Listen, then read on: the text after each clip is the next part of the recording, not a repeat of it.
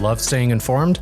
Subscribe now and get unlimited access to local news, weather, and sports for just 99 cents a month for your first 3 months at inforum.news/join. Read every story, listen to every podcast, and download the apps that keep you informed and on the go 24 hours a day. So head to inforum.news/join right now to subscribe. What are you waiting for? Get 3 months of local news for just 99 cents a month at inforum.news/join.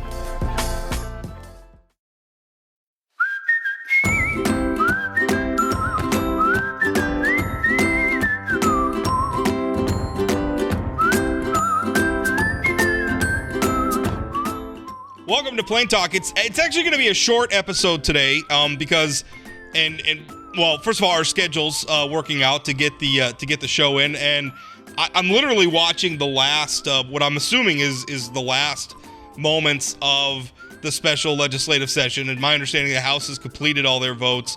The Senate is debating some of their last votes right now. In fact, they're debating a bill related to the PERS board and the membership of the PERS board, which was the whole reason for this special session in the first place. I don't know what the outcome of that debate's going to be, but some interesting things have happened during the special session. My co-host, of course, on Wednesdays, Ben Hanson. Ben, you were in a special session when you were in the legislature, weren't you? Oh, yes, we were. That's right. We're switching the PERS contract from North Dakota Blue Cross Blue Shield to Sanford Health, which caused much consternation and was a big debate in the Al Carlson days of the North Dakota State House. You know, let's stay with that for a moment, because it's real. I was just watching before we began recording. I was watching the Senate debate, and Senator Dick Dever was the first to speak on the bill. And for those who need the backstory, essentially the legislature passed pension reform, moving from a defined contribution to a defined benefit. That's been very controversial. That's been the subject of a lot of debate over the years. The proponents of pension reform, which by the way includes myself, they finally got that over. In order to ensure that pension reform is carried out, they also appointed additional members, additional lawmakers to the PERS board. This is the board that oversees the pension plan. It also oversees health insurance, does some other things too. And to be very clear, the special session is not about flipping the pension to defined benefit to defined contribution. No, that's not what it is about. What happened is the PERS board filed a lawsuit saying that having that many lawmakers on their board violates the separation of powers.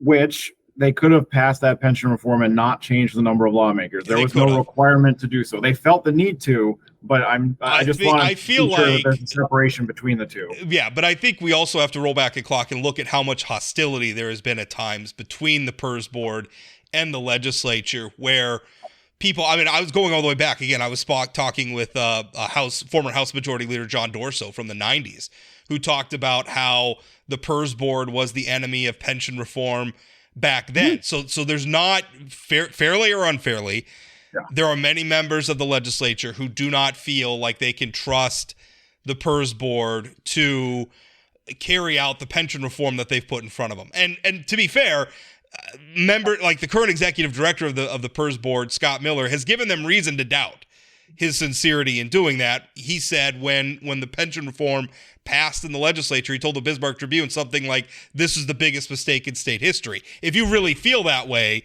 you're going to go to your job every day implementing what you are on the record saying to the news media is the biggest mistake in state history. Boy, I don't know. I do think the distinction's worth pointing out, though, because this this budget got thrown out by the Supreme Court because of the single issue clause. And I even think there's room for someone to feel the way you feel, Rob, about the pension reform, or even feel that there should be more legislators on the board, but still agree, if you want to abide by the letter of the law, the literal words of the law, that we have to stick now to single issue bills. I thought the Supreme Court ruling, which really, what they ended up ruling on was really completely agnostic to, it could have been any issue that came before them on the single, any one of the Christmas tree, omnibus bill, whatever you want to call them, bills that the legislature has been passing at the end of every session since I've been writing about North Dakota politics. This court could have struck any of them down. It's just so happens that this one came. pretty interesting that like the last 10, 20 years worth of budgets could be struck down under this statute. It sets up a really interesting precedent. It would, yeah, and it would require somebody to challenge, and I mean, I don't know who would. I mean, obviously the PERS board had an interest because they were trying to stop the legislature from putting more oversight. Anyway, so what the state Senate's currently debating is a bill, again, the bill that moves the legislative members up from 2 to 4. But then also they've added a new wrinkle during the special session, which will allow the governor to remove his appointees, which was some drama before the special session where Governor Burgum had asked the chair of the PERS board to step down. She refused. And I don't know. I mean, there was a very emotional, the first speech that I watched was from Senator Dick Dever. Now, Senator Dever represents a Bismarck area district. He has a ton of public employees in his district. So therefore, he was kind of an opponent of pension reform. And he was talking about how it would bring politics to the PERS board if we allow the governor to remove his appointee. And I'll tell you, Ben, that sort of argument just doesn't carry weight from me because this is all political. And why is it political if a governor who is for pension reform wants to put pro-pension reform on it, but it's not political for the opponents of pension reform to want opponents of pension reform to be on the board? I can see that point there, but to Senator Dever's point, and I mean, maybe the phraseology could have been different because I see there being real value in appointees being allowed to independently serve per their prerogative their time on the board. And again, let's make this distinction just because we've been throwing around a lot of names and a lot of positions. This appointee to the governor's board is not the person you referenced who said it was the biggest mistake. That is the executive director. Scott Miller is the executive director who said that the pension reform was the biggest mistake in state history. Mona Tedford Rindy is the chair of the PERS board. And she was appointed by Governor Burgum, I think, in 2016. That chair is serving a 5-year term, and she was a trust officer at a bank up in Trail County. I want to say maybe out of Mayville, somewhere there in central eastern North Dakota.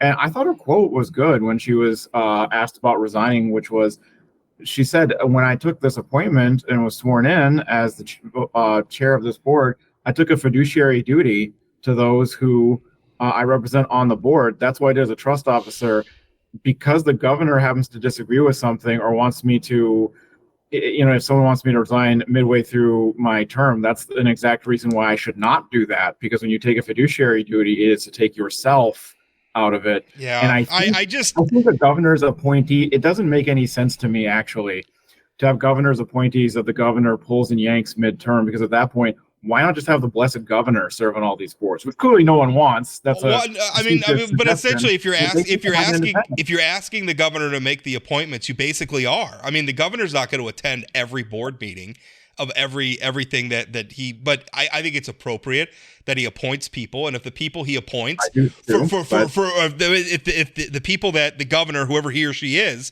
appoints, if they stop doing their jobs in line with the governor's policy, he should be able to remove them.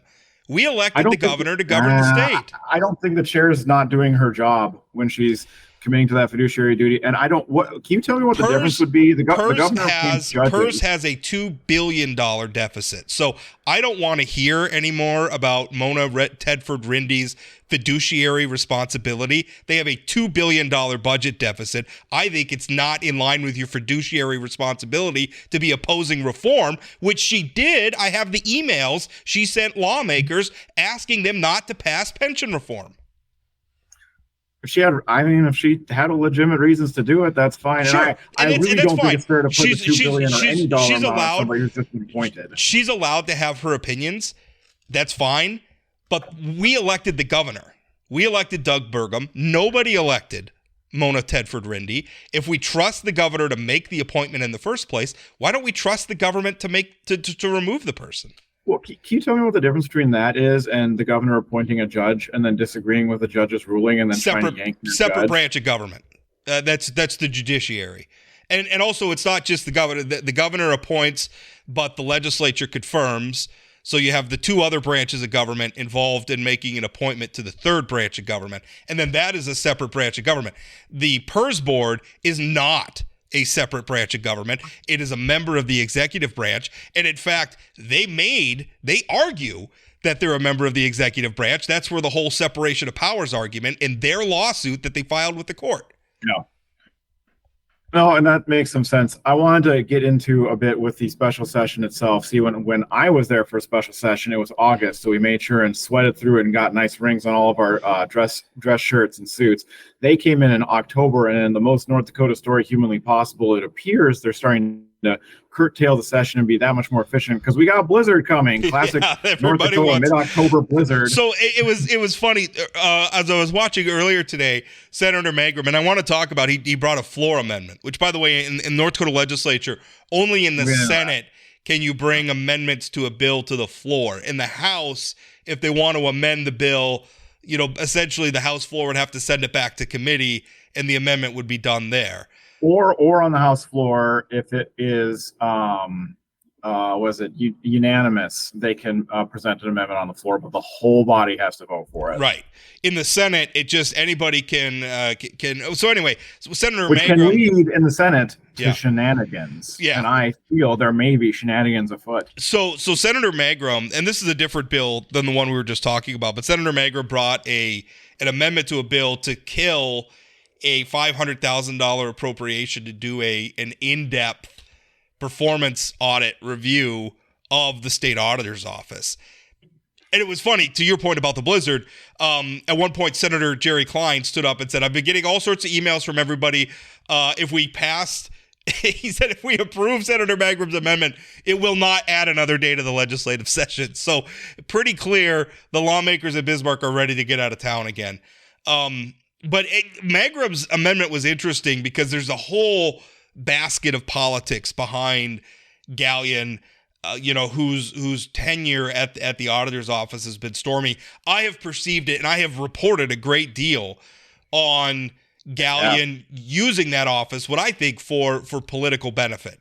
I think he sensationalizes. He was caught flat out lying in radio interviews. It was very dramatic testimony where you had members involved in local elections, literal local elections, right? In the case of Bowman County. So in one case, like members of a volunteer fire department in Gwinner came and they played audio of Auditor Gallin on a talk radio show, and I'm forgetting which one. I think it was KFYR out of Bismarck, but he was on a talk radio show, and he was talking about this audit. And like they were demonstrating that he was saying things about the audit of their fire department that were sensationalized. Like he made it sound like they were stealing all this money for beer and stuff. In reality, when they held cookouts and stuff, they didn't have a separate bank account for their fundraising versus the one that they use for like taxpayer appropriations. They should have had a separate bank account. That was the whole thing of the audit.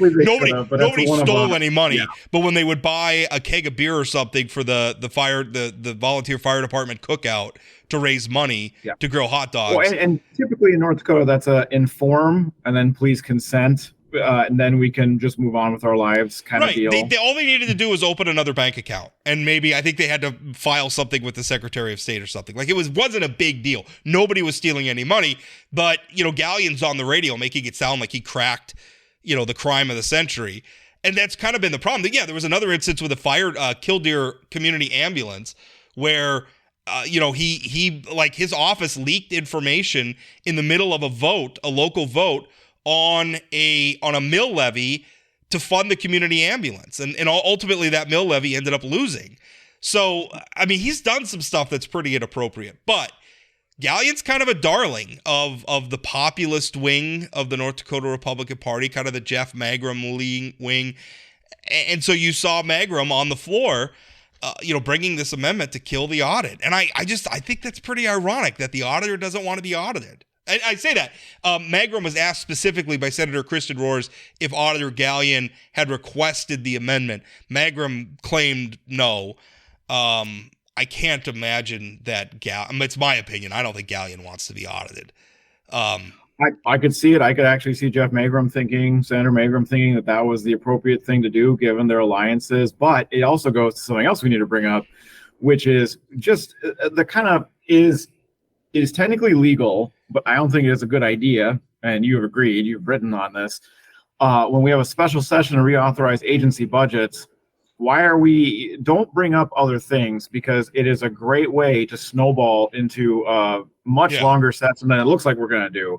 And the governor brought up a tax bill that was brought up and passed pretty quickly here that was seemingly an extension of his elimination of... It's an expansion of it. Yeah, it raises the income tax reform that Governor Burgum proposed, that was ultimately... It's a vanilla bill. It's going, you are now income tax exempt in North Dakota as a single filer.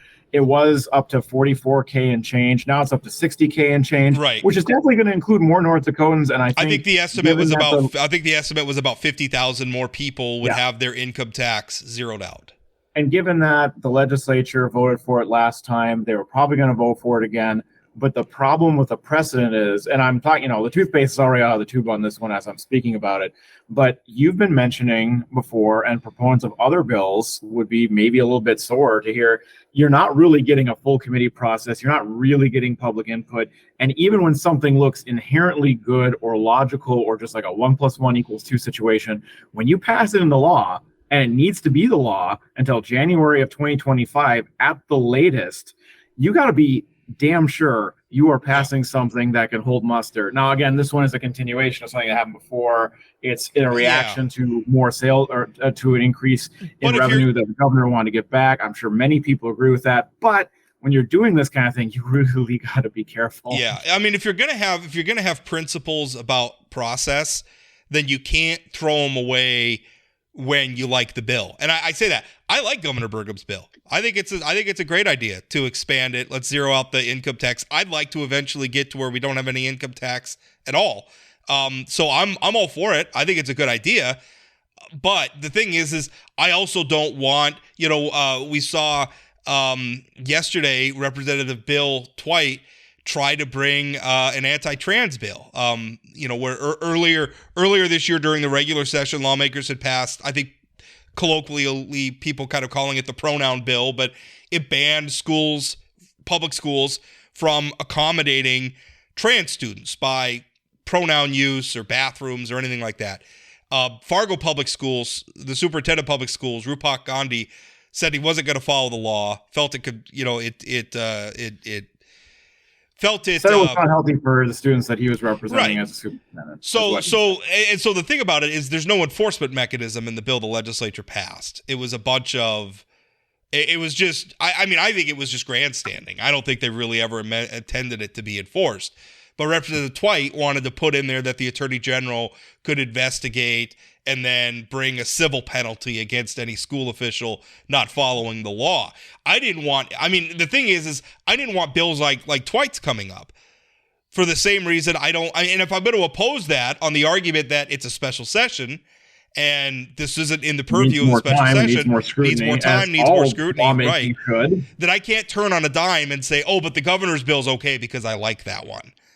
So do you think that the governor was proposing that bill? Do you think he would anyway, or do you think the presidential campaign factors in? I truly don't know. I think he would anyway. I think that was the first thing a lot of people said to me was that he was doing it, to create traction.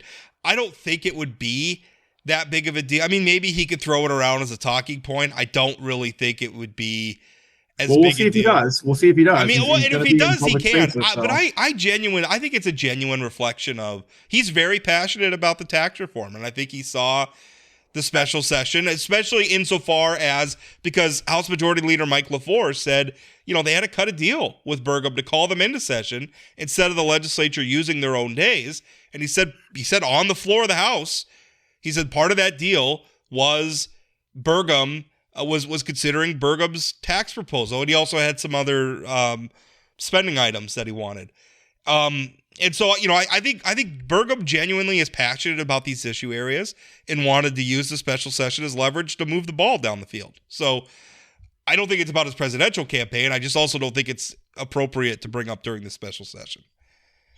So I think this special session won't have too much itself won't have too much consequence. It looks like the agency budgets were largely untouched. Did you see any movements in Not dollar really. figures? I mean, not any. I mean, there were some technical corrections and stuff like that, but most of the changes were pretty minimal. It was, I think the big items were, Governor Burgum's tax proposal, that got in and got on the table, and then the changes to the PERS board, where and again, appointing 4 lawmakers instead of 2, that was passed by the regular session, albeit as a part of the OMB bill that was declared unconstitutional.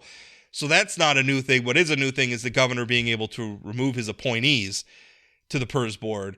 That's a new thing. Are we going to end the special session with 4 legislators on the PERS board, or will it be back to 2? That's what the Senate's debating that now. If the Senate doesn't get this bill, they're debating right now, and I'm watching the debates going on. Senator Kristen Rohrs is just standing to speak.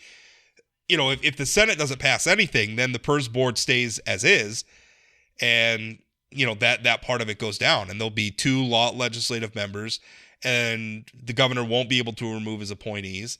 And then we'll see if the PERS board is going to sue again. Like, if you're making a separation of powers argument over 2 lawmakers or former lawmakers on the board, doesn't the same separation of powers problem exist with 2 lawmakers? I don't know.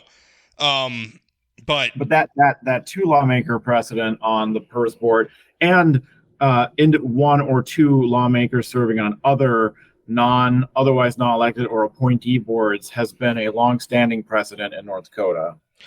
Just for context for folks to know, this isn't the only board where legislators serve on, and these 2 members on the PERS board has been there for, as long as I've known, so longer than my time. And also remember that we can't ignore that the Chief Justice, when they handed down their opinion that ultimately necessitated this special session, the Chief Justice said he didn't feel like they were going to be successful on the separation of powers question. And I'm not a judge, I'm not a lawyer, but by my reading of the law, that seems likely that they're not going to be successful. And also you got to wonder, how much more of a fight does the PERS board want to pick with the legislature? Because if they keep poking the bear, lawmakers will get some of this stuff through. Maybe they won't get it done this special session, but at some point, somebody's got to get back to a harmonious. There's not a lot of trust between the legislature and the PERS board right now.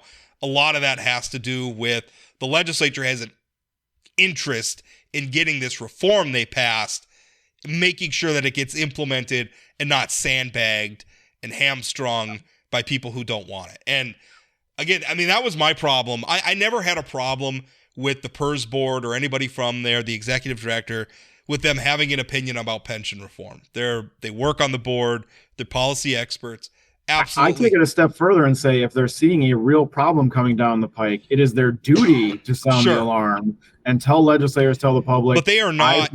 I foresee problems with this, and sometimes they're not going to be right. But if they just you're right, they're not. If they just keep their mouths shut, they're also not doing their right. job. No, I'm not asking them to keep their mouths shut, but you also, if you lose the debate and the policy gets set, and you were on the other side of the policy, you may have to accept that you got to move on.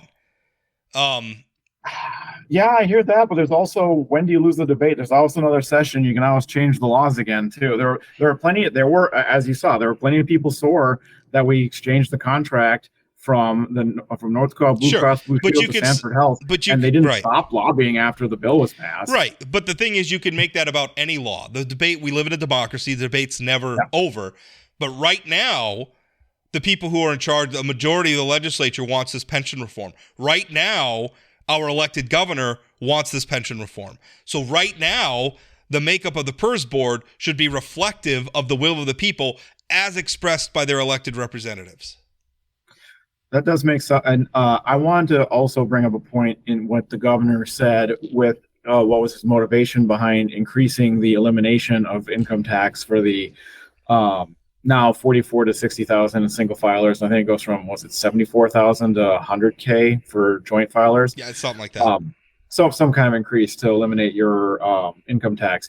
He had mentioned that the reason you want to do this to the tune of $288 million being given back, so to speak, or not being taken in the first place now, is due to an increase in revenue due to economic activity like sales tax, property valuations, tripling up, whatever. It makes for an interesting point that session gavelled out at the end of April of this year. We're now in October of this year, and we will not be in session again until 2025. And I know it's a high horse I've ridden a long time, but even in 6 months, the projections and the income coming in were that much different that we could do that.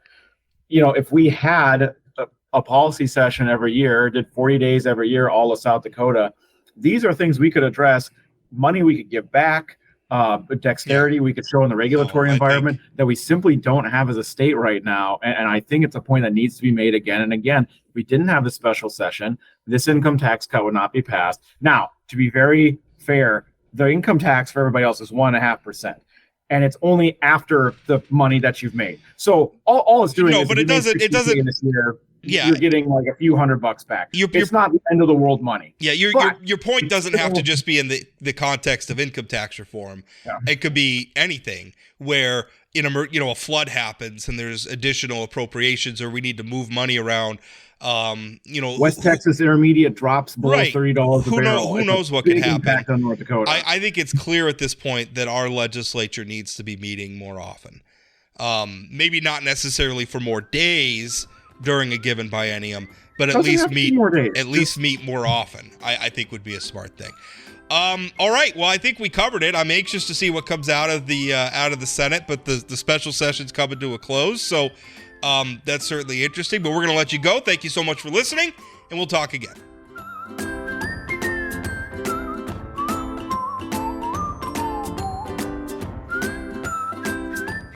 Did you know Forum Communications Company has a robust podcast library? At inforum.com/podcasts, we have everything from politics, sports, true crime, outdoor adventure, and more.